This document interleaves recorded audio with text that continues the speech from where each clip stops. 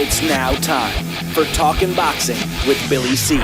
It began as a podcast, went live on the net, and transformed into a full-blown empire. Across the web, on Fight Now TV, and on radio stations around the world. It's the only daily boxing talk radio show on the planet, hosted by the only guy with the balls to do it. Many have stepped into the ring. Many have tried to take the belt. And one by one, they've fallen. Another victim of the undisputed heavyweight champion of boxing talk radio. Talkin' Boxing with Billy C. is on now. My style is impetuous, my defense is impregnable, and I'm just ferocious. I want your heart.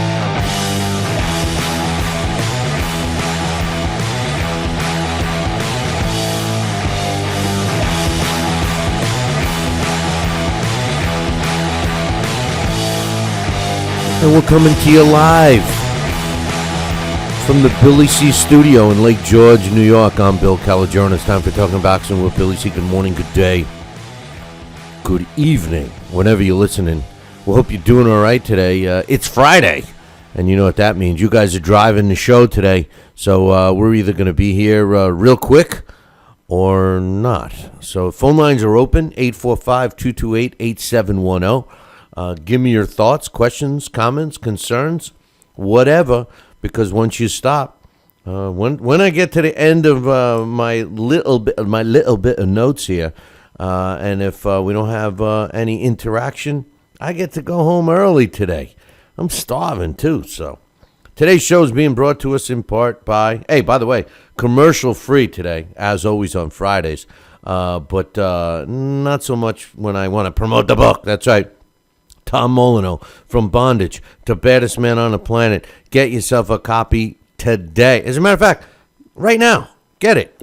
All you got to do is go up to Amazon.com, BarnesandNoble.com, order it. Hey, if you want a signed copy, go up to the website, www.billycboxing.com, and click the book club section. Today's show is also being brought to us in part by USANA. If you're looking for a vitamin supplement company, check out USANA. You can click their banner up on BillyCBoxing.com. And today's show is being brought to us in part by the Southern Gourmet Spice Company and their unique spice, Kenny Bear's Barbecue Rub, makes everything taste better. Get your bottle today. Go to the Southern Gourmet Spice website by visiting our website and clicking the banner. It's on the right-hand side. Got some news today to talk about. Got some emails. First and foremost, don't forget about becoming a premium podcast subscriber. Starting next week, Monday, as a matter of fact, I'm going to be posting some of the vault. We're opening up the vault, and we're going to be posting some of those interviews we've been talking about. So only the premium podcasters will get that. It's $15 a year. And if you like listening to interviews, especially from the collection of guys we have over the last 12 years, it's worth the $15 a year for that. So premium podcasters, get ready to look for that. Also, we will be doing a Triple G David Lemieux post-fight show either way. So you'll be able to get that right here on BillyCBoxing.com or Billy C. The Talking Boxing YouTube page. We may or may not be doing it with LDL TV. We want to try to incorporate a Billy C get-together, and I'm working on that. We're going to make a decision by Monday, so I will know. I'm not messing around with that. So we got that cooking. I got some news I want to talk about, some updates with the Mayweather-Berto buys. Real thing got me jacked up with Deontay Wilder. You guys know I think he's a fraud. Nice guy and everything else, but I got some talk about him. And I also got the lowdown on what happened to the Berman-Stavern Ortiz fight and why that's not happening. We'll talk about that in a little bit. But like I said, the phone line is open, 845-228-8710. And speaking of phone line, I think I got my man Joel on the line. Is this you, Joel? It is, Billy. What's up, buddy? I had a call, just get my thoughts out in case anyone else wants to call, and just gotta go right into your topic about what we were discussing about before you went on the air in the chat room, and what you just said about Deontay Wilder. I mean, I just saw that. I was just typing his name in because I saw the topic of today's show, and that article came up. And I'll let the viewers know that he was talking about looking, after, what he wants to do after retirement. Now, is this going to be an Al Heyman thing that fighters are going to start to say from Al Heyman, hey, look, I've had a lot of fights. I fought Jason Gavin. The guy's, a tough fighter, one of the best out there. He took me 4 rounds.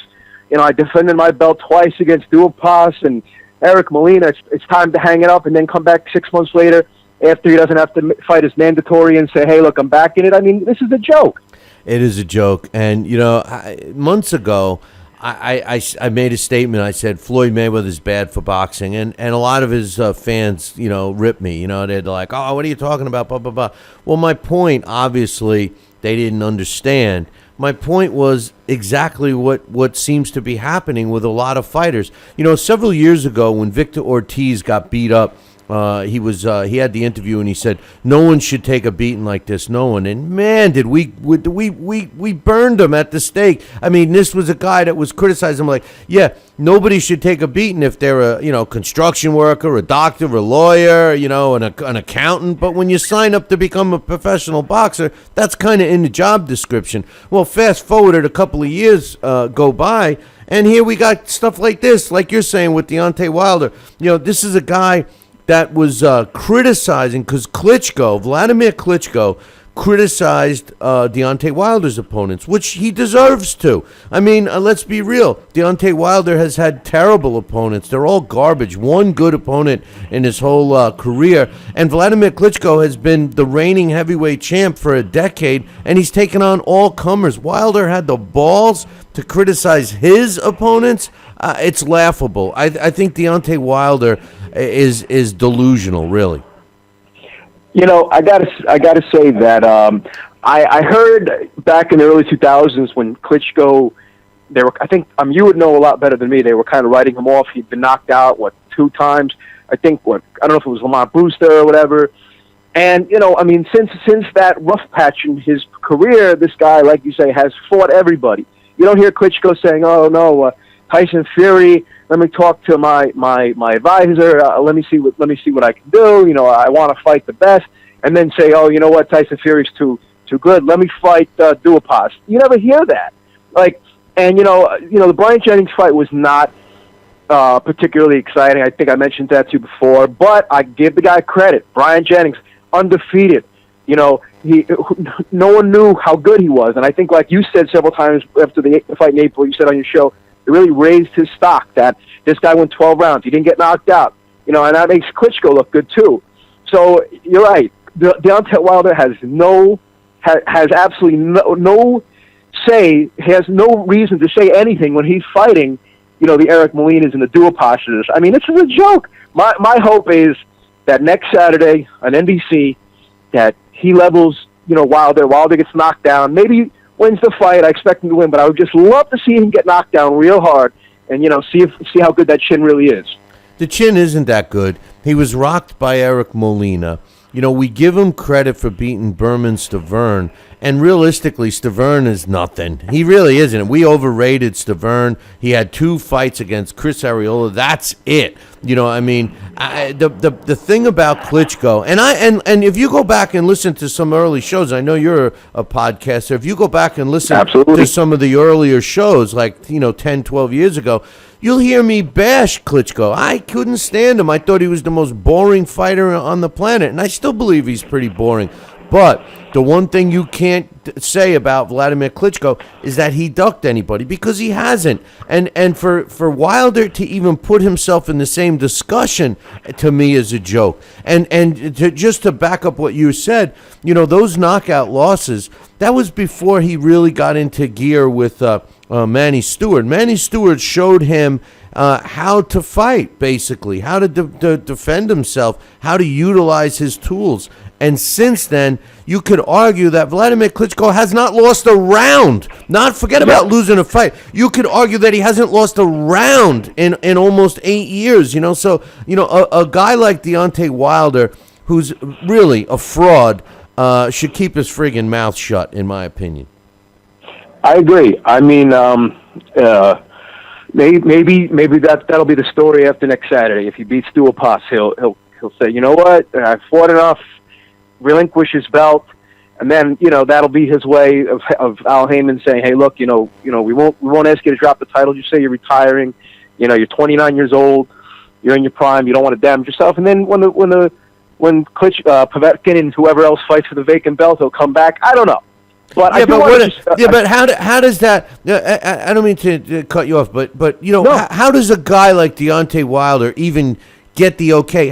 What fans would accept that? A boxing fan, the only people that can accept that is Mr. and Mrs. Deontay Wilder, the parents or something, his relatives. But any boxing fan, even a fan of Deontay Wilder, there's no way that they would accept him to retire. Floyd Mayweather got away with retiring and coming back because he's Floyd Mayweather. Whether you like him or not, he's an established fighter. He proved himself. Sugar Ray Leonard did the same thing. These are guys that were around and accomplished things and were in good fights before they pulled their shenanigans. Deontay Wilder has not been. He hasn't even proved that he's a world-class fighter. Forget the belt. I don't care about that belt. The belts mean nothing. Sanctioning bodies mean nothing today. It's a friggin' joke. It's sad. It really is. I totally agree, and I know this is becoming a lot of the Heyman fighters. Like I asked you last week or the week before. I think it was last week before you went to the, when you had their one show on Tuesday. About some of these Al Heyman fighters. Do they really want to fight top level opposition like Leo Santa Cruz? Yes, and I tend to feel that a lot of them. I want the best. Like they said, pounding their chest. After the victory, like what was his name? Was it Anthony Durrell? Anthony Durrell when he beat Marco Antonio Rubio, pounding their chest. I want the best. I don't think he said it, but I want the best in the division. Give me anybody. They all haven't fought any good opponents. I mean, it's like the norm now. I laugh at this because then when the promoters want to say, okay, you want to see Adonis versus Kovalev, let's do it. Like last Friday after the PBC card, I want Kovalev. All right, well, Kovalev's standing right there. Obviously. You don't want to go to HBO, and I understand that. HBO hates Al Heyman, and Al Heyman doesn't like HBO and main events, whatever. I understand that, but I mean, don't say you want to fight somebody. I mean, you want to fight somebody, and then when they try to make the fight, you're like, oh, I can't do it. It didn't. The terms didn't work out because it's all BS. Yeah, listen, Larry Hazard said it best yesterday. A fighter, a champion, wants to prove that they're the best out there, all right? It doesn't have anything to do with records and money and all of that stuff, retiring early and this and that. A true great fighter wants to prove that they're the best, and the way you do it is you fight the best that are in your division. Al Heyman and his fighters, it seems like it's great for the fighters. Life has to be a two-way street, Joel. If you, whatever sport you like, I mean, you got to have a two-way street in everything in life. You can't have a one-way street. You can't. You're right. And a lot of fighters today, they're all jumping on Al Heyman because Al Heyman is overpaying. They're getting big money. They're fighting less. They're on TV. They're getting TV time. They're getting exposure. That's all great for the fighter. Don't get me wrong. I think that's great, and I think that the fighters should get the most exposure and, of course, the most money they possibly can. But what's the trickle-down effect? What's going to be the long-term ramifications of what he's doing? It's not going to last. It can't. They're losing money on every single event. Showtime.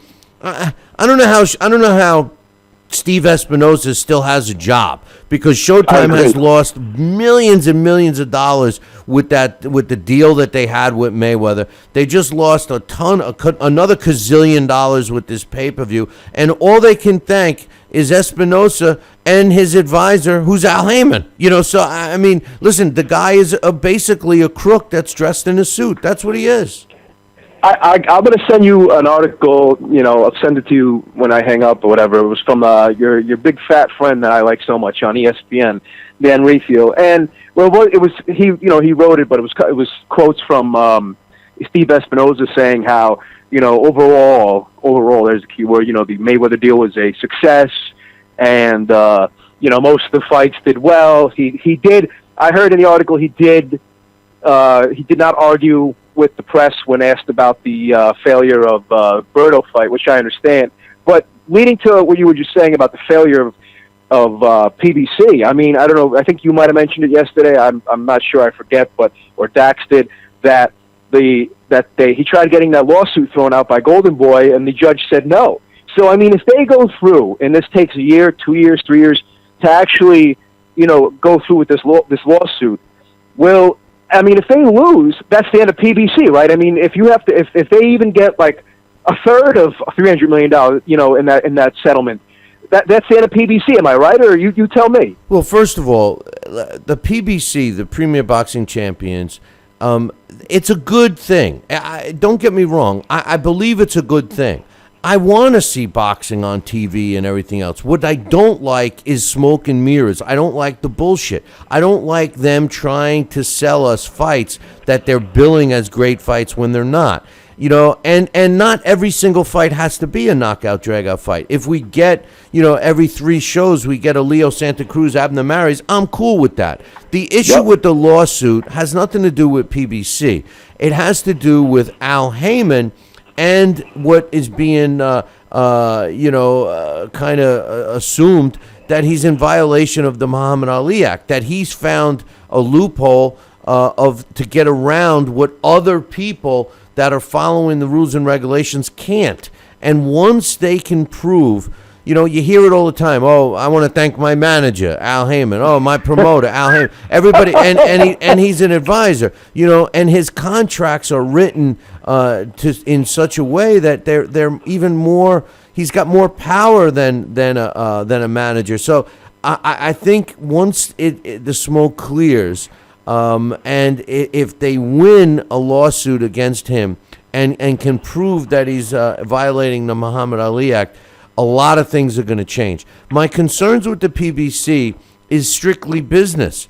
The business aspect of it. Remember, ESPN Friday Night Fights and HBO and Showtime and these other networks that used to bring on boxing events, paid to have these events, and they would produce the show, they would do the production, and they would market it, etc. And ESPN was losing money on Friday Night Fights. Well, Al Heyman steps in. He's now paying for the time. So he pays the network. He says, okay, how much for my boxing show? It's going to be a 2-hour event. Oh, we want X amount of money. Okay, so he signs a deal. 20 fights, 50 fights, whatever the deal. And he's writing them a check. So now the networks are like, yeah, man, bring it on. Bring it on, all these networks. We don't care. We're making money. Well, the point is how is PBC making money? If they're paying the fighters, an absorbed or, a puffed up purse to fight, they're paying the networks. They're not really getting the revenue streams from the commercials. I mean, where's the money coming from? They're giving tickets away. Remember, the money that Al Heyman has were all from private investors through the company that we had talked about in the past. And, they're investing their money. It's not Al Heyman's money. People say, oh, Al Heyman's writing a check. Oh, yeah, but he's writing a check with other people's money. They're already pulling their money out. They're showing all kinds of losses. I'm telling you, things have to change. If it's still going in May of 2016, it's good. It's a good thing. I personally think that the shit is going to hit the fan by May of next year, and PBC is going to go bye-bye, and then boxing is going to be in some trouble. It's going to take the rest of the year to iron itself out. That's my prediction. So I was just going to ask you, so you strongly, you know a lot more than I do, you strongly feel, as I was just going to ask that Al Heyman is not putting his hands in his pocket for any of the fighters, the paying for the shows, the promotion of it, nothing. This is all from his investors. 100%. Al Heyman is not reaching in his pocket for nothing. He is, everybody thinks that he's such a good guy. He's making millions off of these guys. I mean, he's no different than any other person that we label in this industry as a crook. He's just doing it. He's a sweet crook. He's a nice crook. He's a crook dressed, he's like, when a guy robs a bank in a suit, they had the businessman robber or something recently, he comes in all nice, everybody doesn't assume they're going to rob you. They're looking for the guy in the corners dressed with a hoodie on and they're all looking at the wrong people. Well, Al Heyman, he's a crook. He's had the history in the music business. He did the same thing. He ran the music when he was in the music business. He bamboozled people, and that's why he's not in that business anymore. That's why he's got a feud with Beyonce and Jay-Z because he screwed them. So I mean, listen, he's going to end up being no different than all the other people we point fingers at, saying this one screwed me, blah blah blah. You watch. I mean, listen, I hope I'm wrong because I want to see as much boxing as possible on television, and I hope I'm wrong. But from a business sense, I can't see. It's like I always say, Joel, if it costs you $1 to make a widget and you're selling them for 75 cents, you're losing money. Don't tell me, well, we're going to sell a lot of them to make the money. You're still going to be losing money. Yeah, when does your cost go down? So I don't know, man. Time will tell. Time will tell. I just want to say my last question is kind of a long one, but Dax posted on Twitter like right before the show went on, and I answered him seriously. He asked, will Cotto and Canelo do 1 million buys? I responded to his Twitter question. I said 650. Now he said if I'm on the dot, but it's going to be exactly 650,000 buys for Cotto Canelo. He said he will hit the keypad 65 times, for free. Well, I won't have to pay him $10, but he said me and him are going to have to go half on your aneurysm bill when you go to the hospital. So I don't want to do that to you. But all jokes aside, though, I thought it was funny. But I do want to ask you. I mean, I don't think it'll do 1 million. I mean, even though that's a good question from Dax, it was a good topic to ask on Twitter. But I mean, I'm looking now as we speak to you on BoxRec. I'm looking at the Cotto Canelo card. I don't know if you mentioned it. I know they announced yesterday or Wednesday that they have 2 undercard fights. They have Miura, Takashi Miura, who's one of the champs at 130 from Japan, fighting Francisco Vargas, and then Randy Caballero versus Lee Haskins at bantamweight. Those are 2 good undercard fights. But I mean, my question to you is: will the Cotto Canelo fight itself be able to sell more than Lemieux and Triple G? Because I feel like the Triple G Lemieux undercard is very strong, even though I know you're going to talk about it in a little while, what happened with the Stavern and Ortiz fight.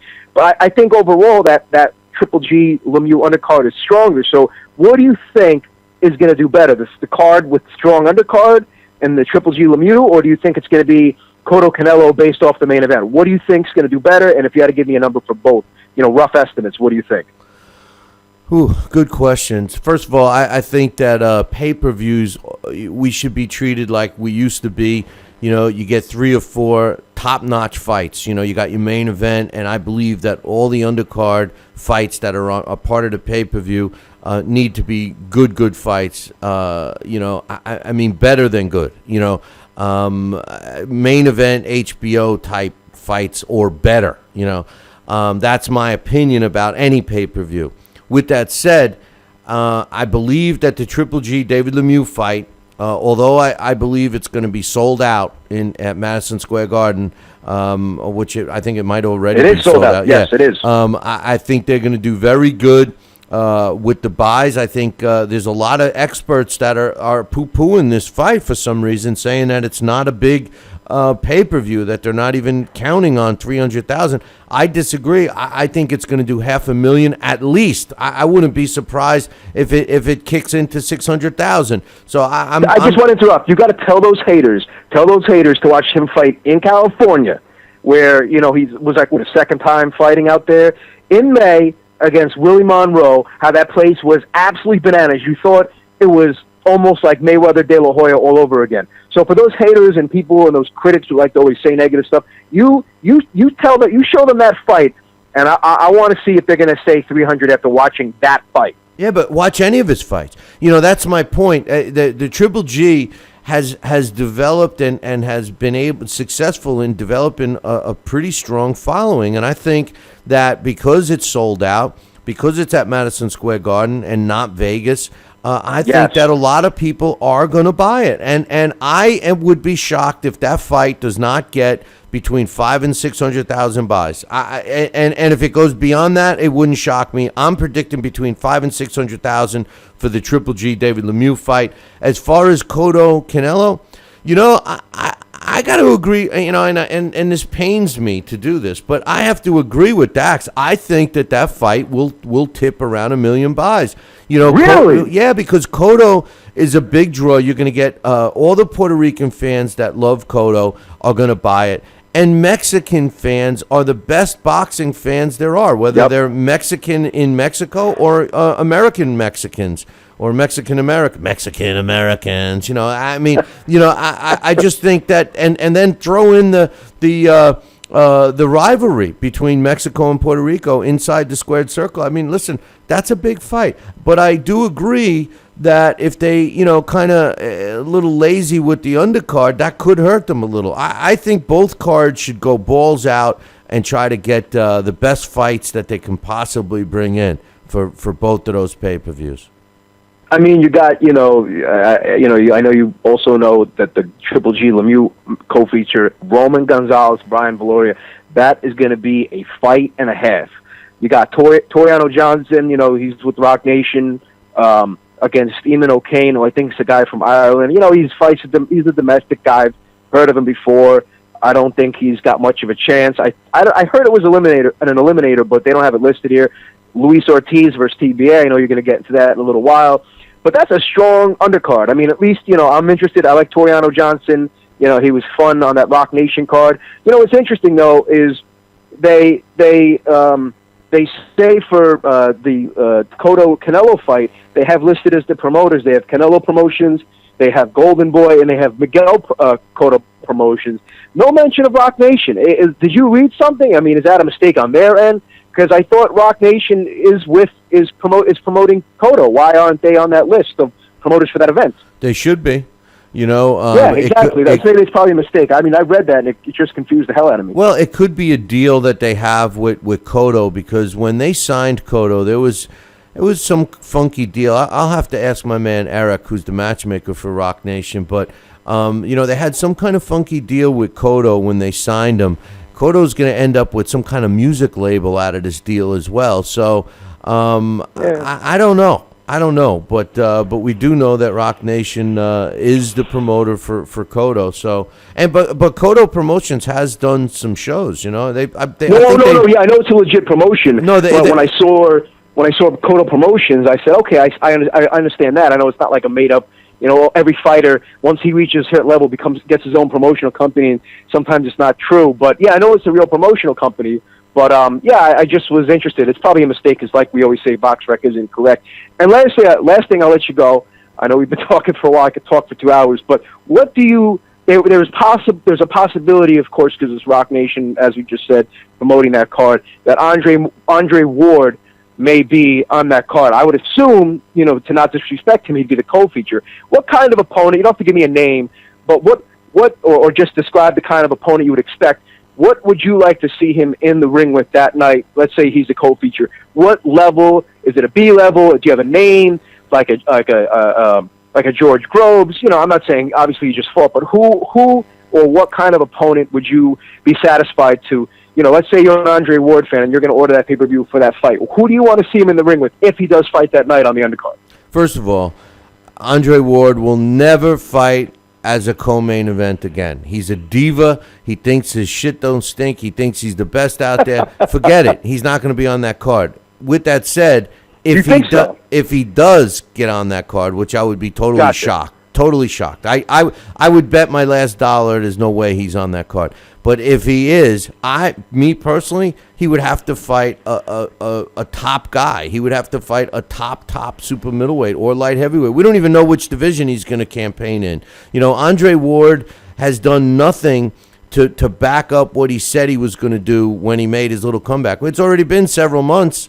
A guy that says he wants to get back in the mix, he should have fought another 60 every 2 months to get back in the mix. You can't. This is a guy that claims he's the top fighter now. That Floyd is retired, and when was the last time he fought a top opponent? Now, I doubt very much that he would be a co-main event. But if he did somehow land on that card, he would have to fight a real opponent. It would have to be a substantial fight, not another BS fight like he was in last time. I mean, I'm looking at the top. I'm on BoxRec. I'm looking at the top 20 guys. I mean, I agree. You're absolutely right. Me personally, I'd be satisfied with the names of, like, Rogelio Medina, Porky Medina. I think he was a guy who knocked out J. Leon Love.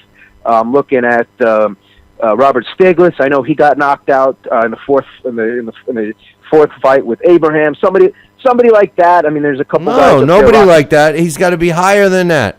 He's got to. He's got to be top. Right. He's got to be tops. We're talking about. Listen, I can't accept. And Mayweather was able to pull the wool over everyone's eyes for so long. I refuse to accept that a fighter that claims he's top pound for pound fighter gets to fight guys that are not even top 10 guys. I'm sorry. I just don't support it. It's the same thing when fighters say that they're a champion. Oh, we're still developing. Bullshit. If once you have a belt around your waist, you are saying that you're a champion and you should fight anybody that you can make the deal with. I'm sorry. I don't buy that. I don't buy that these guys should just fight and just, look good. Listen, if I want to see sparring, I'll go watch sparring. If I want to see showcase fights, I'll watch Showtime. I want to see real fights. I want to see real fights, especially on pay-per-view. I'm looking like the absolute best guy available right now, number 3, is James DeGale. He beat Andre Durrell. But then again, there you're going to run into, hey, he's going to want X amount of dollars. Golden Boy and Rock Nation, they say, hey, it's too much money. You're going to be on the B side here. I mean, DeGale has a belt too. So, I mean, I agree with you. It's just I'm looking at this list. All these guys are either got fights coming up or they're with Al Heyman. And then the other guys are probably going to want too much money, and it's not going to work out. Yeah, well, you know what? That's another thing in boxing. Oh, we offered so-and-so the fight, but he turned it down. Yeah, but he turned down the money. He didn't turn down the fight. Hey, listen, you're talking about Andre Ward. You're talking about a guy that claims that he's a top pound-for-pound fighter. You can't Medino. Come on, Porky. I don't want to see him fighting anybody named Porky. Abraham. Yeah, put him in with Abraham. Put him in. Stiglitz. Not even Stiglitz. I wouldn't even accept Stiglitz. He's faded. He's done. Yeah. I know. I'm not saying he's done, but we're talking about two different class of fighters. All right. No, I appreciate it. Yeah, definitely, man. You're right. Listen, we've talked long enough. If anyone else wants to call in Dax, I hope Dax didn't hear, anything I said about the 65 free dials. He's in the chat room, so we might be caught already, but whatever. We'll save that for another time. But listen, buddy, thanks for talking. I really, really appreciate your time. I'll tell all your fans, you got to get the premium podcast. It's one of my favorite things. Sometimes I'm, not doing anything all day. I'll just when I'm lying down in bed, I'll put on an old show, and I just really enjoy listening to what you used to have to say. And I know you're talking about. You used to start the show off talking about sports.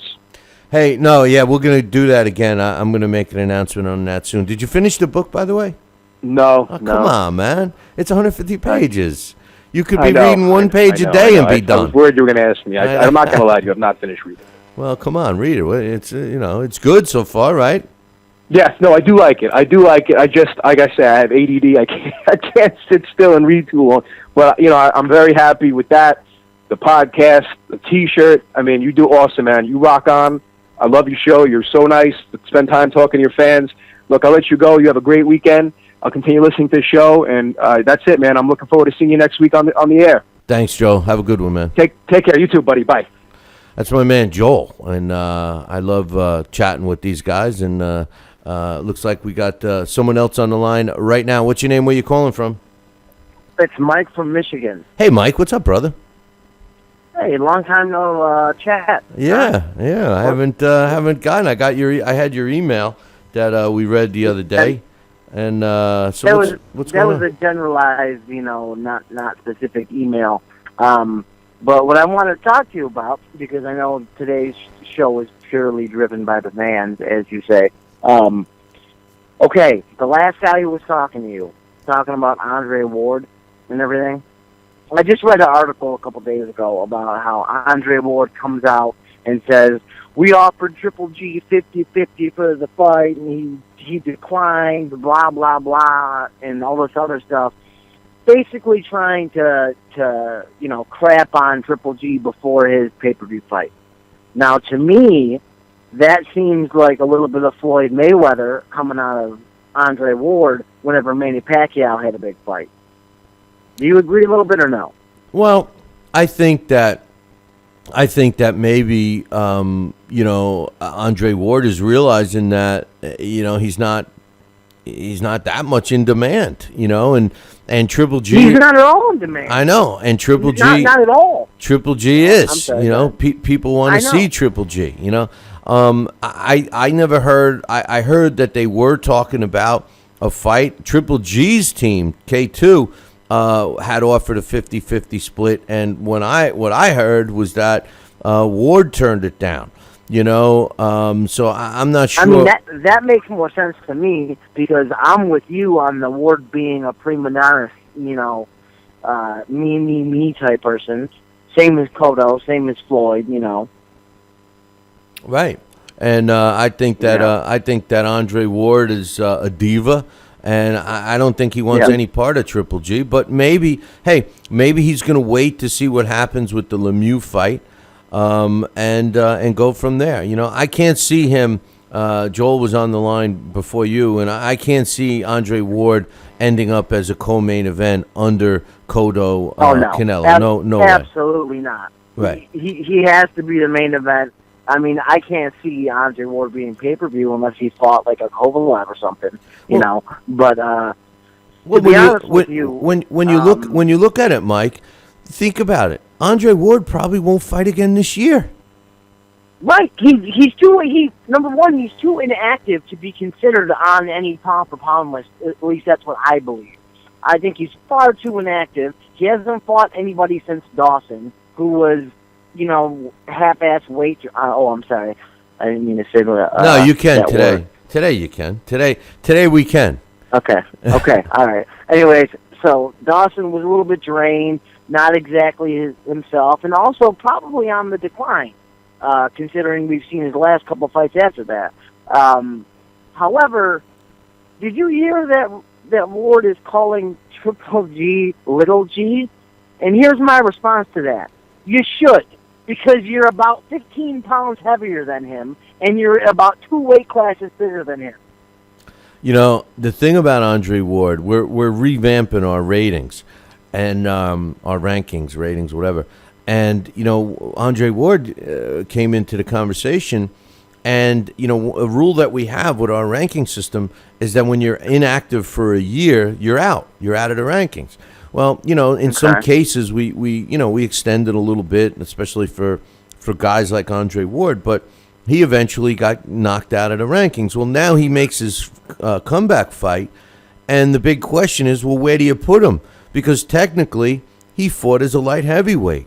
I don't go by fighters that say, "Oh, I'm going to fight at this weight." You can only go by what weight class they're fighting in, and based on who he fought, how do you put him in the top at light heavy? He's not going to go past Kovalev. He's not going to even go past Stevenson. Right.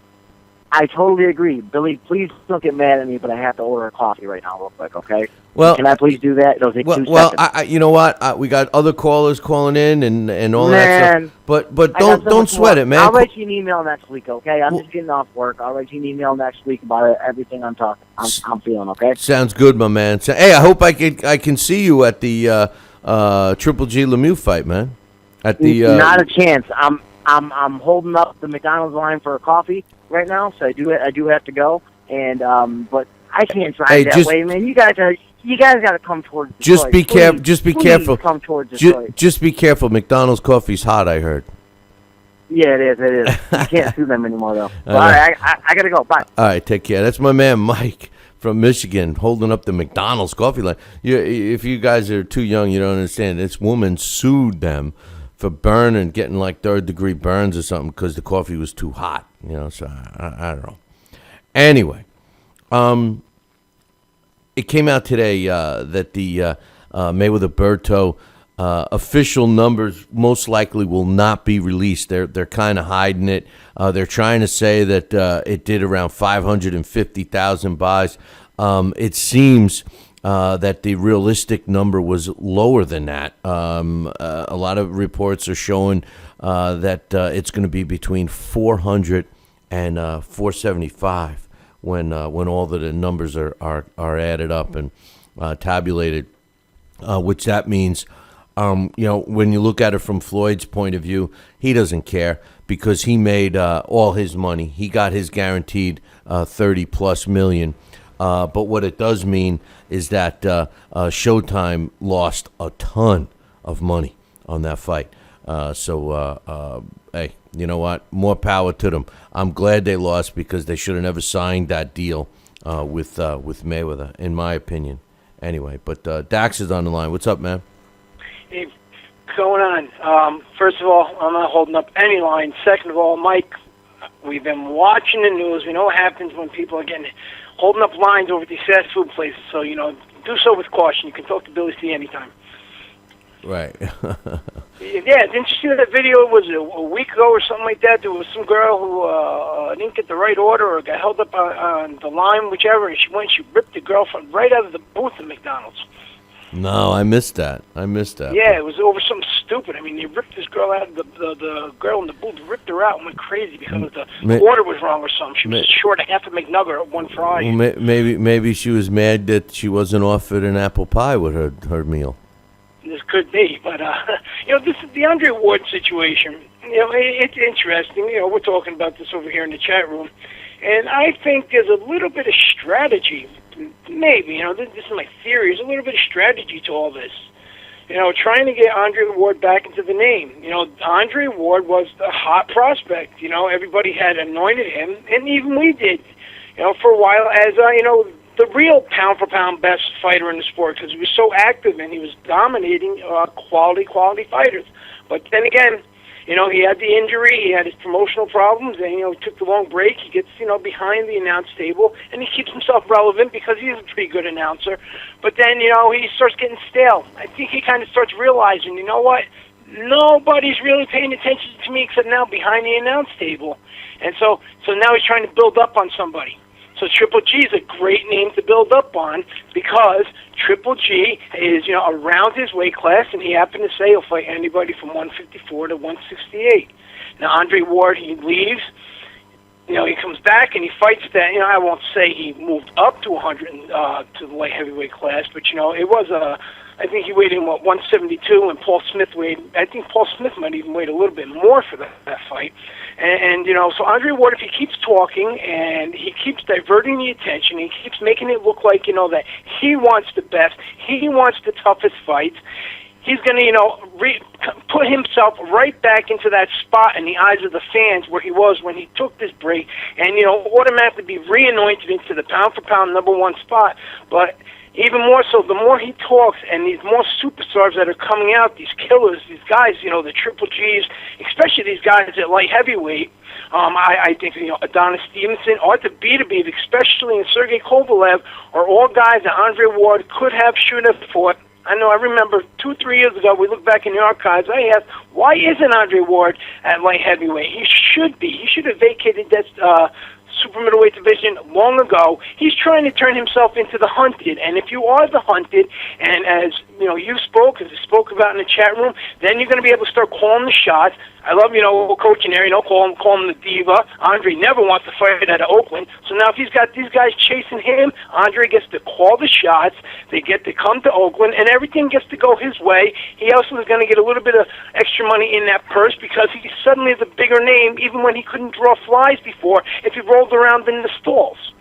The thing is that we're talking more about Andre Ward right now in the last 40 minutes than I've heard anywhere. That's my point, exactly.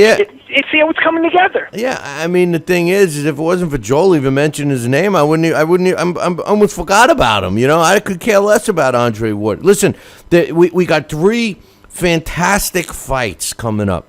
We should all be talking about October 17th, Triple G and Lemieux, October 24th, Klitschko Fury, and November 21st, Cotto Canelo. 3 fights, and I got news for you. I doubt Andre Ward will fight again this year. I doubt that we'll see a bigger fight. I mean, Terrence Crawford is fighting somewhere in there as well, but he's not fighting a marquee name. You know, these are the 3 biggest fights to close out this year that we have. This is what we're looking forward to. This is what the focus should be on. You know, boxing in the last several years, and I was saying this, I've said it a lot, but really the last couple of days, you know, Pacquiao and Mayweather dominated the discussions. Everybody wanted to talk about them because even fans that weren't, diehard boxing fans knew about Mayweather and Pacquiao. Well, you know what? For all intent purposes, whether they both come back or not, they're done. If they fight one more time, 2 more times, whatever, we need to start focusing on these other fighters. And we got 3 huge events against, relative fighters fighting each other that we need to start talking about. And the whole boxing community and the fan base has to start to shift gears, Dax. Absolutely. That's, part of what my article is about yesterday. Who's coming in, and the Canelo Cotto, the Triple G Lemieux fight coming on right there. That whole 154 pounds and 160-pound division, that it's red hot right now. When you look at 6 or 7 names right there, no matter who wins Cotto Canelo, no matter who wins Triple G Lemieux, when a loser of one can fight the winner of one, et cetera, et cetera. You got Demetrius Andre to be back in October. Pretty much he's kind of settled some of his issues. You got guys like Willie Nelson who can fight in both divisions. There's a lot of big-time, exciting fights there, and you can match. Take these names. Take Miguel Cotto. Take Canelo Alvarez. Take David Lemieux. Take Demetrius Andre. Take Tony Harrison. Even take Willie Nelson. Take just keep going down the line and put any of them together. It doesn't matter which one. Put any of them together, and you got a sensational fight right there. Probably the best mixture of guys since the middleweight tournament back in the early 2000s. Super middleweight tournament, yeah. No, the middleweight tournament. Remember when you had Hopkins, you had De La Hoya, you had Trinidad, you had Vargas? Yeah. That was that 2000s or was that the late 90s? Wasn't it? Might be the late 90s, early 2000s. I don't know. I feel old as you. Yeah, I wish you were, but anyway. Yeah, listen, something has to give, man, and I'm hoping we start to turn the page, and I really think that the Triple G Lemieux fight is going to get the sport in the right direction, because I know that fight is going to be exciting. I don't think it's going to 12, but I know it's going to be exciting, and it's the type of fight that fans are going to be talking about, and that's what we need. So keep your fingers crossed. I'll give you 10 names in the sport overall right now that I think, and this is today is September 18th, 2015. By this date, September 18th, 2019, these guys right here, if they continue on, it's going to be the most exciting fighters in the sport. I'm going to say, Nicholas Walters, I think he's still going to be there. I think, Amir Imam is going to be there. I think Terrence Crawford is going to be there. None of these guys are going away anytime soon, and none of these guys know how to make a bad fight, even if they tried. It's just not in them. Of course, you're going to have Roman Gonzalez. You're still going to have Leo Santa Cruz. You're going to have Scott Quigg. These are all guys in their early 20s or mid-20s. Even Omar Figueroa Jr., maybe Chunky DeGale. All these guys, this is the next generation. And, so far, Bill, none of these guys have given me personally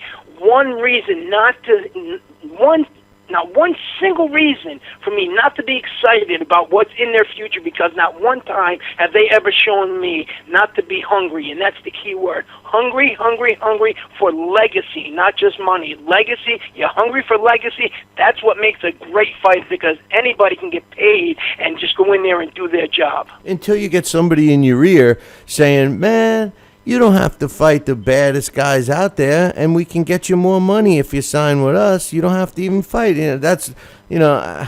Listen.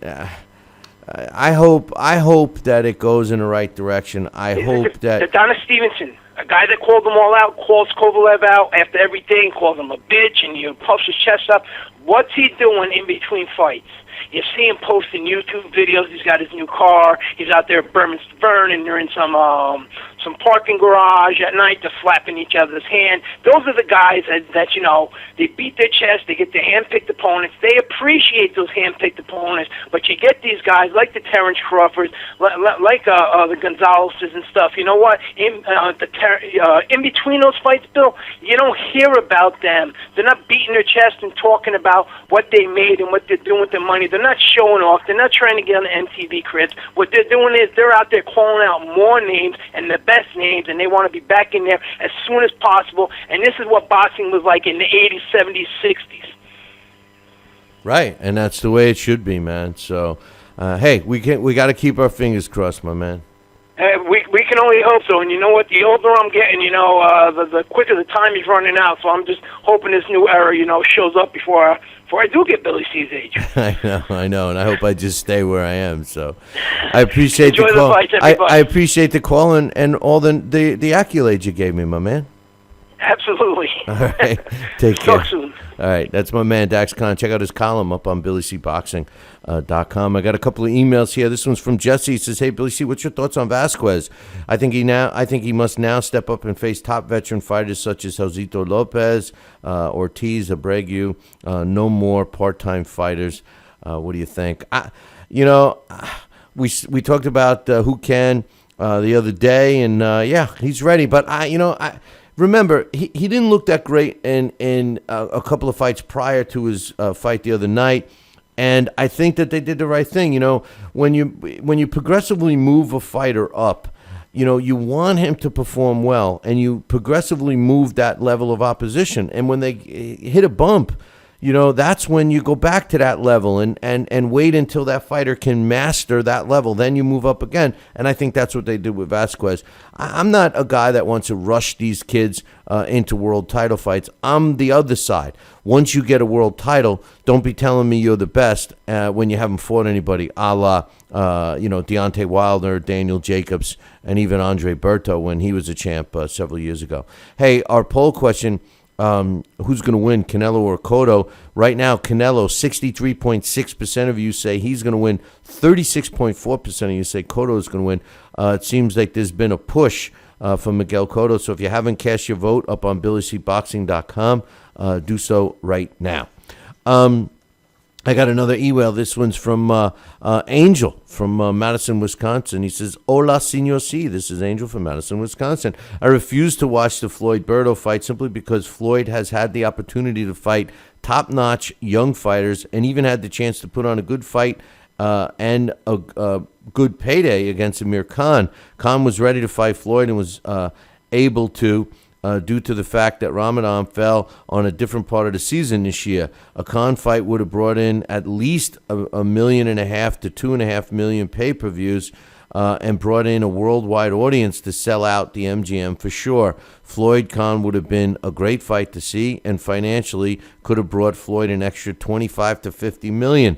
Why did this fight not happen? Khan had no issues with Ramadan, and at least it would have been a nice matchup. Was Khan just too risky? As the money man, he could have made huge money with Khan instead of Berto. Did Floyd just opt in taking this Berto fight as a guaranteed easy way out? For the money man to duck Khan and possibly an extra $50 million in bonus pay-per-view really shows he may be smoking mirrors. By the way, I read the pay-per-view numbers were 400,000. I'm surprised it was that high considering the low from his last fight. You're damn right. That's why he picked Berto. Of course, he looked for the easy way out. Floyd looks for the easy way out. That's been my argument about him. You know, it is what it is. You know, let's kick him to the curb. I'm glad. You know, I'm just glad he retired. The dog can't hit him in his ass fast enough. The next thing I want to hear about Floyd is that he's in jail or that he's broke or that the IRS is getting him. That's all I want to hear about him. You know, to be honest with you. He definitely chose Berto because it was the easiest fight for him. Styles make fights. Amir Khan, not that he's a world beater, but Amir Khan would have posed some problems for Floyd. Amir Khan's hand speed, Amir Khan's movement, Amir Khan's punching power. All of that would have posed some difficulty for Floyd. Floyd wanted a knockout in the worst way, so he tried to pick an opponent that is stationary, a guy that can't let his hands go fluently, a guy that is there for the taking, and that was Andre Berto. You know, Floyd would have never been able to stand in the pocket with Khan because Khan would have been faster than Floyd. Nah, Floyd's a bitch. There's no question about it. Whether you like Floyd or not, whether you think he's the best ever, whether you think he's a great fighter, whether you think he's an all-time great fighter, we got to all agree that Floyd's a bitch, and he proved it. I agree with Angel from Wisconsin that he could have went out and picked a young gun. He could have fought a Kell Brook, a Keith Thurman, a Sean Porter, and go out on top, showing that he still has the talent to beat the young fighters that Dax we're talking about now, that we're going to be looking forward to for the next several years. Instead, he picked a guy that was limited to begin with, that had a lot of holes in his game, was a one-dimensional fighter, and for all intent purposes is at the end of his own career. So I agree with this email 100%. The fight between Gerald Washington and Amir Mansour is scheduled for October 13th. We talked about that yesterday. Washington said, I'm looking forward to stepping into the ring with Mansour. This is my time to make a statement. I'll make an example of Mansour to let the heavyweight division know that there's a new sheriff in town. No more Mr. Nice Guy. It's time for me to bring the pain. Amir Mansour said Gerald Washington has not even come close to fighting someone of my caliber. He has zero advantage except for height, and I'm experienced enough to take that away. The match against me is going to introduce Washington to an entirely new world of fighting, and I'm sure he isn't prepared for this kind of fight. Yeah, wah, wah, wah, wah, wah, wah. The same stuff that Charlie Brown's teacher says. So, we'll keep an eye on that fight. And speaking of fights, and by the way, we're going to be wrapping it up here. We got the phone line open, so if you have any questions, comments, or concerns, now's the time to call, 845-228-8710. But the fight that was supposed to be on the Triple G David Lemieux undercard in October was Berman Stavern against Luis Ortiz. Apparently, the bottom line of why this fight was is canceled. Ortiz is still going to be on the card, but Berman Stavern is. Of course, they blame it on Don King. The way the story goes is that they all agreed to the fight, and once Don King's version is that he found out that it was a pay-per-view, and he decided that he wanted to get more recognition for Stavern and thought that this fight was on regular HBO, so therefore he's opting out. He claims that he's got another fight for Stavern sometime this year, I think October. So we'll wait and see. Listen, where's he going to go? If he's got a fight on Showtime or HBO, we'll have to wait and see. I got news for you. Ortiz is not the greatest heavyweight. This is a guy that tested positive for steroids, and he's getting a shot at the limelight. It kind of makes me sick. But Stavern isn't that great either. I thought that the matchup would have been good, and we'll see if that can come to fruition down the road. We got somebody on the line right now. What's your name? Where you calling from? Hello, what's your name? This is Miguel from Dallas. What's up, Bailey C? Hey, man, long time no talk, man. What's going on, brother? Nah, man, just busy working and went out of town for a minute, but I'm back. Man, what do you think about this Triple G versus Andrea Ward issue? What do I think about it? Listen, I think that, the last I heard was that Triple G's promotional team said that they would fight Andre Ward and that they were willing to do a 50-50 split, but they wouldn't take less than that. That was the only demand they had. And, Andre Ward didn't take the fight. Now it's out that Ward is saying that they turned down a 50-50 split, which I don't believe. So I don't know. I think Andre Ward is a diva, I don't know what to think of Andre Ward. He hasn't really proved nothing in the ring lately. I mean, his last big run was the Super 6 tournament. Yeah, but I think Tom Loeffler. There's a tweet from Tom Loeffler where he confirms that offer that the Andrew Ward did accept the 50-50 split. I'm assuming he did agree with the 50-50 split on the weight issue. I'm sure he didn't want to go down to 164. I'm sure he probably said, "I'll do the 50-50 split, but at 168." Well, and there was some agreements that they could have went up and down with. You know what I mean? Playing around with a little bit with it. But from what I heard, Tom Loeffler did reject the offer. Said that they didn't want agreed that they didn't want the offer now. That maybe in 2017, and now that makes Triple G look like a duck. You know what I mean? Well, I don't know. I don't know. This is the problem. I think that Abel Sanchez put his foot where he was not supposed to in his mouth. You know what I'm saying? From open since that day when he first said that Triple G will go from 154 to 68 for anyone. He actually said one. I think that's a mistake. That's what happened. You know what I mean? Yeah, but he actually said he would go from 154 to 175. But here's what I think. You know, the 168. I don't think the weight is.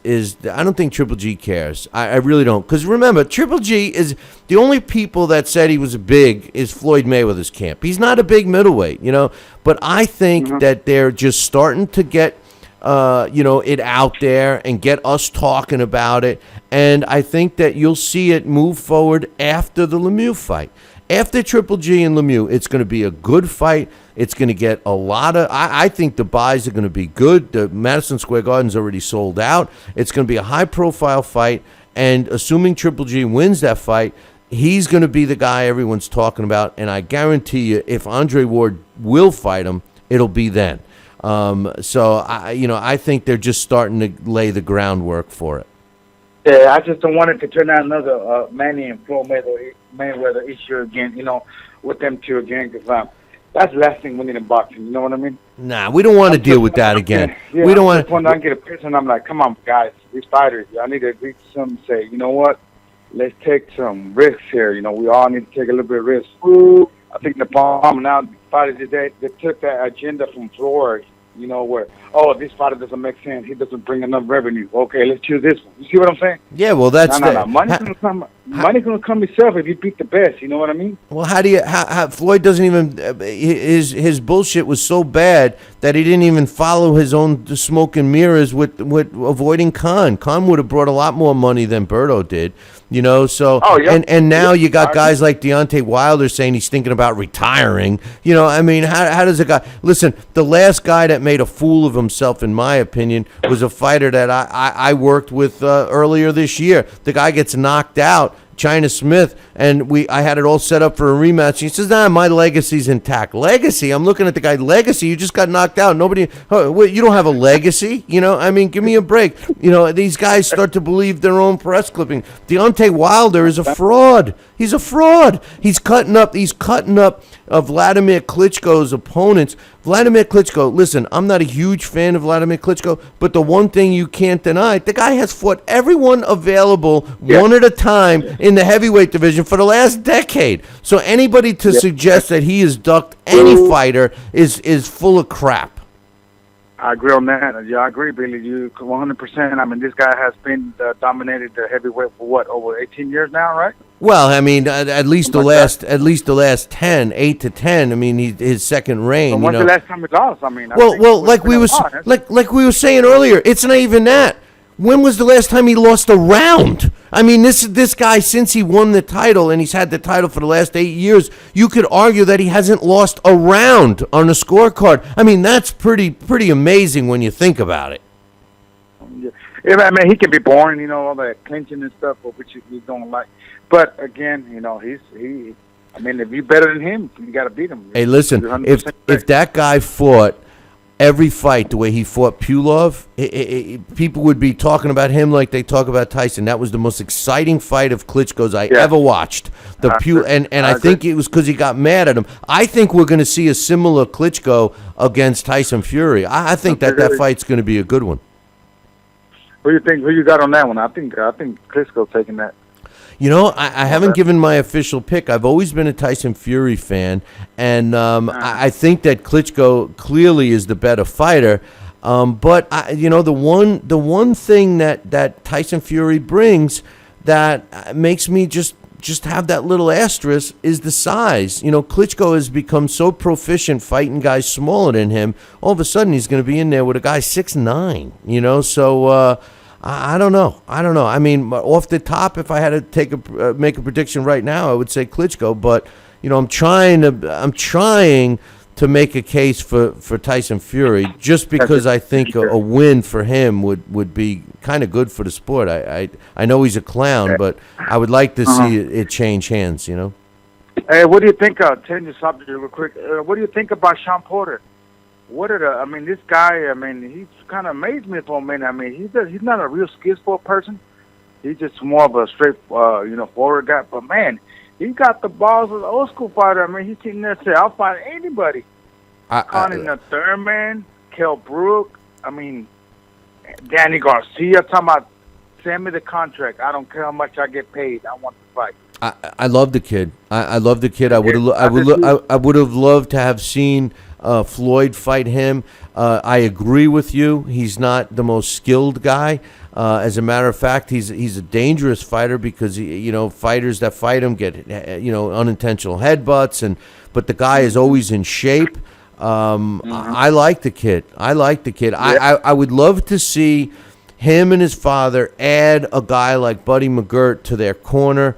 Only because I think that the father has taken him as far as he can, knowledge-wise. No, I'm not saying replace the father. I'm saying just bring in someone else to maybe help him get to that over that hump. Because it seemed like he did struggle against Kell Brook, a good boxer with some movement. And as long as the ring is big enough, a good boxer could keep him under control. But I love Sean Porter, man. Man, a great kid, man. I'm telling you, a throwback fighter. He must be straight up there, man. He's to win to fight anybody. He's trying to keep Thurman and everybody. And I kind of seen Keith Thurman kind of hesitant for a minute. No, come on, Keith. Keith Thurman has changed. He's not the same Keith Thurman 2 years ago. No, I noticed that. That's what I'm saying. What happened to the what was that phrase he was saying? Beat me. If you can't beat me. Yeah. Yeah, well, you know what's happened. Let it go. Yeah, but what's happened now? But the fighters today are all about safety first, which I'm not going to criticize them because they're the ones that are getting hit. But when you decide to become a professional fighter, what's kind of the job description. You're going to fight. You're going to take some risks, and it's entertainment. You don't want to be a fighter and say, I've taken too many shots. I'm going to retire at 25. Come on, you picked the wrong field. Maybe you should have become a carpenter or something. Yeah, I agree. Yeah, well, that's all I got, Billy. Great show, man, and keep up the good work, man. All right, my man. Call in some more often. We hadn't heard from you in a while. Yeah, I will, man. Appreciate it. Great job, man. All right, brother. Take care. He makes some great points, Sean Porter, he's willing to fight and wants to fight everybody, and that's the way it should be. A couple of things I want to add right now just before we pack it in here. It was announced that every time I see a WBA champion, they have the balls, and they're proud to say, the regular champion, the interim champion, the champion in research, the Uchi champion, whatever. But the WBA's interim super middleweight world champion. And not only that, but they have interim champions that have the interim belt for so long and make defenses of it. That's a joke. But Vincent Fagenbutz, who's 20-1 with 19 knockouts, is going to be fighting again October 17th when he takes on Giovanni Di Caroli, a Paisan. But we'll see what happens. Now, Fagenbutz is a legitimate fighter. Remember, this kid is 20 years old. And despite him having the interim super middleweight belt, this is a kid that you got to keep an eye on. So October 17th will be taking place in Germany. So hopefully we'll be able to get a stream or something on that one. And on a Golden Boy card on Estrella TV, a good card is coming up October 23rd. Joseph Jojo Diaz, 17-0 with 10 knockouts, is going to be fighting against Ruben Tamayo, who's 23-6. I like that fight. It's going to be the main event. And also Jorge Silva is taking on Frankie Pitbull Gomez as the co-main event. And Frankie Pitbull Pitbull Gomez is a tough fight out of New Mexico. And Jorge Silva, I can't believe that he's got 9 losses already, 19-9 with 2 draws. It wasn't too long ago. This guy was right in the mix. He was a tough fighter. I think that they just have him fighting out of his weight class or whatever. But a couple of things real quick. Next week, we are here every day next week except for Wednesday. We don't have a show on Wednesday, but fear not. All the premium podcast subscribers will, of course, get a show. So will the radio stations. And speaking of premium podcast subscribers, beginning next week, we will be putting up some of the old archived interviews we've been talking about just for the premium podcast subscribers. So if you haven't subscribed, make sure you subscribe now. It's only $15 a year, and you're guaranteed the show and some special stuff like that. One other thing, we are definitely doing a Triple G David Lemieux post-fight show. We just haven't gotten anything secure of where we're going to do it. In the worst case, I'm going to do it right here from this studio. So make sure you mark it down that as soon as the decision is announced on Triple G, David Lemieux, that you're going to tune it in right here to Billy C Boxing, and of course our YouTube channel, YouTube/Talkin Boxing, TALKINBOXING. So we will definitely be doing that. We're hoping to coordinate a Billy C get-together and do our post-fight show on site. We were shooting for St. Simon's at Sal's, but until I get a confirmation there. Now, if you do happen to want us to have it in your neighborhood and you want to bring our show there, just reach out and drop me an email. I'll tell you what the expenses are for that, and we'd love to do it at your place. So drop me an email, Billy@TalkinBoxing, TALKINBOXING.com. Wake up. It's time for the It's Too Early for a Trivia Question.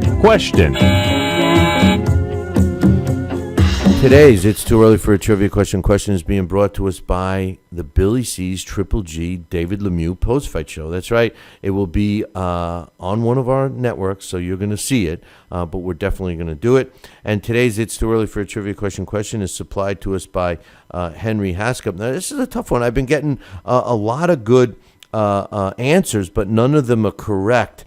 So if you're the first one to email me the correct answer, Billy@TalkinBoxing, that's TALKINBOXING.com, you'll win the choice of some great prizes. Here's the question. Who scored the most stoppages in 1 year? Who scored the most stoppages in 1 year? If you know this answer and you're the first one to email me, Billy@TalkinBoxing, TALKINBOXING.com, you'll win a choice of some great prizes. Good luck to everyone on that one. This day in boxing history. And finally, this day in boxing history is being brought to us by my book, Tom Molyneux, From Bondage to Baddest Man on the Planet. It's available right now, and I'm talking about right now. If you go wherever you are right this second and go to Amazon.com or BarnesandNoble.com, you can get yourself a copy of this book right now. Or you can walk into a bookstore where all good books are sold. Or if you're looking to get a signed copy, just visit our website, www.billycboxing.com. and click on the book club section. Now, if you haven't read some of the reviews, we've gotten some great reviews. Let me read you what's on the back cover. It says 200 years before Mike Tyson, there was Tom Molyneux. In his first book, Me, shines a light on one of the greatest unsung pioneers of the prize ring, Tom Molyneux. Learn why Tom Molyneux should be considered the first American heavyweight champion. See what dastardly deeds blatantly robbed him of being the first American world heavyweight champion on a cold and rainy day in England during December of 1810. Examine the early days of what would become the sweet science. Meet the men who slammed fist against flesh and bone in the wild, outdoor, rough and tumble world of bare-knuckle boxing during the early 19th century. Read of the great triumphs and tragedies of the life of Tom Molyneux, the first great American sports celebrity. Tom Molyneux was born a slave and fought his way to freedom, riches, and fame. See for yourself why Tom is an important part of American history and why it's such a tragedy that he's virtually a forgotten figure today. Bill Caligiro's Tom Molyneux, From Bondage to Baddest Man on the Planet.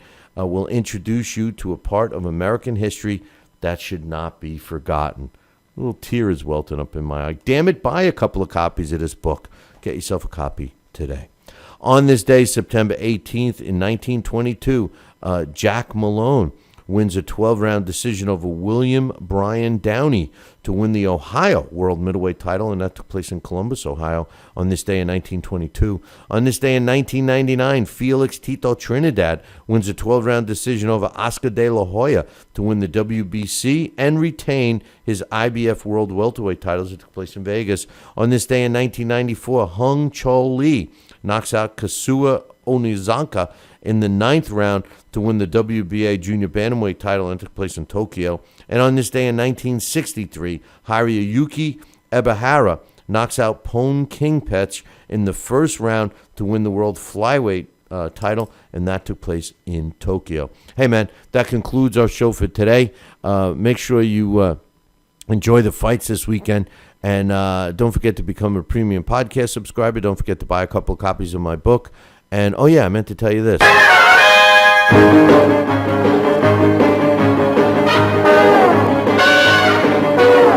Don't forget to tune in Monday evening, same bat time, same bat channel. Until then, ciao, baby.